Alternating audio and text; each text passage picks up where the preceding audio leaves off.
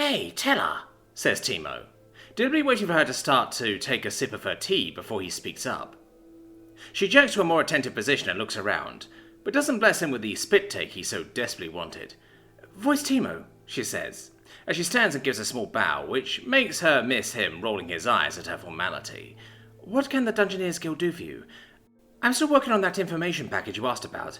I just need Inspector Tal to check it over," she says, still uncomfortable talking with me. I don't get the feeling she's scared of me, at least. It feels more like she's scared of her boss, or scared to mess up the account of some bigwig client. I can spot the extra books on her desk that look to be about etiquette with dungeons. While I'm playing Sherlock with her and her desk, though, Timo sticks to the business of why I asked him to talk to her. "Do you know anything about side moors, or tunnel horrors?" he adds, likening my name for them a lot more than the colloquial term for them. Teller's eyes widen a bit. "Tunnel horrors? I'm sorry, I don't, but they don't sound pleasant. Has something happened?" More that something is going to happen. The boss has been exploring outside his new expansion and around Violet, and has been seeing a lot of signs of Sidemore activity, but no Sidemores. As far as we can tell, the various caves between the Aquifer and the Underswamps are their breeding grounds. The markings and such are pretty old too, so we're expecting them to want to use those grounds fairly soon. Instead of answering, Telar starts digging through scrolls and books, mumbling to herself. She opens up one of the books about talking to dungeons and seems to be referring to it, as she scribbles something illegible, and then she's off to look at a map one of the Ratkins sold her, looks like. It's quickly apparent that, though, she's taken the question seriously. She's also taken her duty to her guild seriously. Notes are written, scratched out, rewritten, references pulled out, put away, pulled out again. "Now I understand why you tried to stay away from bureaucracy, boss," mutters Timo, before turning to leave. Yeah, I don't think we're getting any answers from her today. Maybe go check and see if Yvonne is having any luck with her guild? Timo's not about to turn down a chance to go hang out with Yvonne. And come to think of it, I haven't visited the Delvers Guild yet. The birds and expansion don't count. It doesn't take Timo long to get to the guild and slip inside.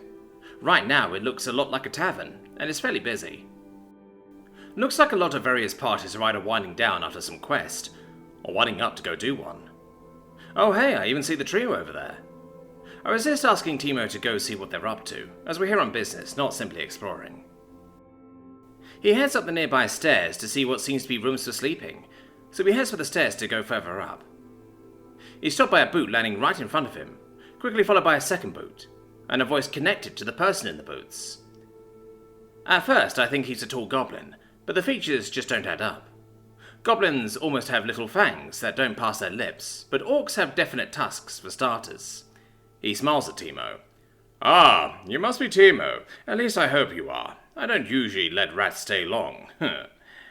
Yeah, I'm Timo. Is Yvonne up the stairs?" He nods but doesn't step aside just yet. Instead he kneels and offers a finger to my voice. "I'm Khan the Slight, leader of this guild house. It's nice to finally meet the voice of Therium." Timo slowly reaches out and shakes the finger, after I prod him to. Thanks." Khan stands. "Did you spot that group downstairs? The ones that recently escaped you?" Timo nods. "Yeah, they made it through the gauntlet and earned their freedom. I thought they were from a different guild, though." Khan sighs. "They were, but they were declared dead when they didn't come back, so I took them in.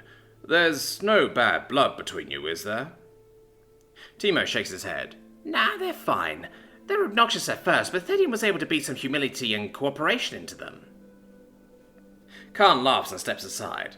"That's what they said too. Ha! I just wanted to take the chance to verify that with you. Library's on the 3rd floor."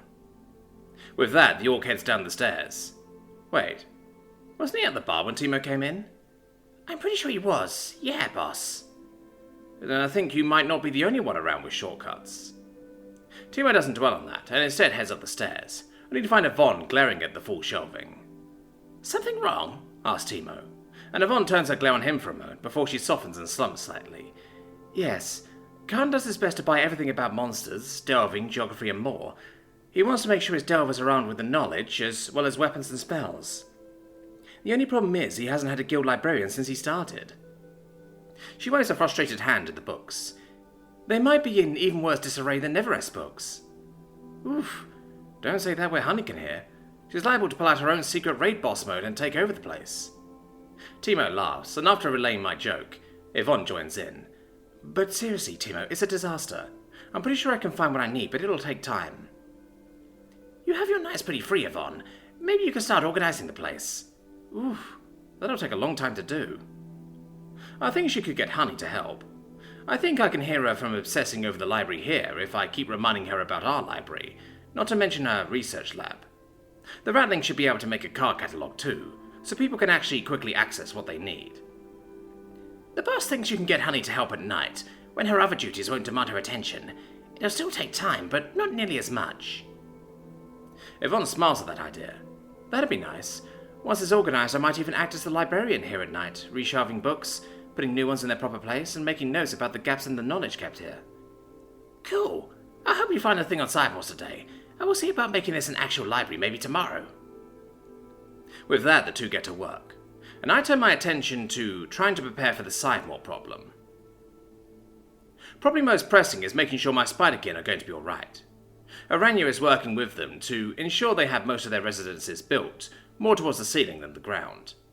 I think Falam was more inclined to fight any Sidemores that tried to start trouble, but after Aranya told them about how much of a fight just one gave Tiny, they seem to accept that discretion can be the better part of valor at times.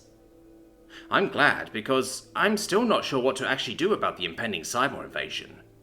On the one hand, sure, they're big and dangerous. They even count as Delvers, so I get boatloads of mana from killing them. But I don't really want to kill them. Killing one that's chasing someone? Sure, self-defense right there. Killing a bunch of them who are just looking to make babies? Not so much. Besides, I don't know what they might be keeping at bay. Big predators tend to be a good way to keep other things away. The Sidemores are scary, but seem to mostly keep to themselves. I don't want to go and destroy the ecology in the caves just because I'm scared of an overgrown alligator insect thing. People may have killed wolves for the threat they pose, but people also domesticated the things also for the threat they pose. Which is another opportunity too. I'm pretty sure alligators like to lay their eggs on the shore and then just wait for the babies to come back to them. We might be able to steal a clutch or two to try to raise. There's a lot of mights and maybes though. For all I know, they give live birth by the babies eating their way out of their mum. Hopefully not, because ew. But I'm pretty sure at least one insect does that. And the Sidemores have those big bug mandibles. I don't know. Still not a biologist. Nope, I'm an engineer. So how do I build a solution to this? I don't think it's going to be as simple as a salmon slide thing that lets them get around dams so they can spawn. Not that that is a simple thing in the first place. Even if I do dig out a bypass for them, I think they actually need dry land to do their thing. They will probably be fighting for mates, fighting for good spots to make a nest, fighting for everything, really. Somehow I doubt their courtship involves just peacefully making the best wall marking to attract a mate. Still, might as well get that project at least started. I'm hopeful Yvonne will be able to say we have plenty of time to make the bypass, but I seriously doubt we'll be that lucky. And I do mean we. For me and everyone in my dungeon. It'll be simple enough to just get out of the way and clean up the mess after, like dealing with gigantic army ants. But Violet is going to be in some serious trouble. She's been working on getting her centerpiece to dig out a proper core room for her in the ceiling, instead of the little space Timo made for her. She seemed to find the place weird to be in, which I don't blame her for. Everyone else just goes through them in a couple minutes at most, but she was planted in one for a while. She's technically out of the inflated space now, but it will take her more work to get a proper sanctum made. But all her spawners and nodes are on the floor, and she seems to be just off the main path of the migration breeding ground. Thankfully, she's not panicking, which is great. She seems to be taking it as the proof of the wisdom of getting her core up off the ground and hidden. She seems confident I'll be able to keep her safe. So that makes one of us.